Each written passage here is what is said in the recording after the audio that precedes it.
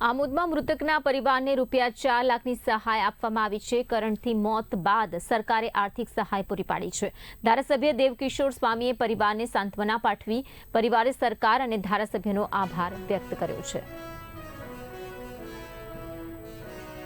તો કરણથી મોતની ઘટના બની હતી તેના પછી જ્યારે સહાયની માગ કરવામાં આવી છે અને માગ બાદ આખરે સહાય પૂરી પાડવામાં આવી છે। પરિવારે સરકાર તેમજ ધારાસભ્યને આભાર વ્યક્ત કર્યો છે, કારણ કે આ પ્રકારના સમયમાં જ્યારે તેમને સહાયની જરૂરિયાત હતી તેવા સમયે સરકારે પણ લાગણીશીલ બનીને આ અંગેની સહાય પૂર્ણ કરી છે, પૂરી પાડી છે। આર્થિક સહાયથી પરિવારને થોડીક રાહત ચોક્કસથી મળી છે। દેવકિશોર સ્વામીએ પરિવારને સાંત્વના પાઠવી હતી।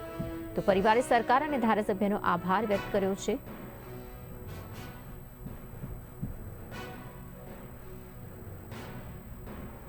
શું નામ તમારું? કૈલાસબેન મહેશભાઈ પટેલ।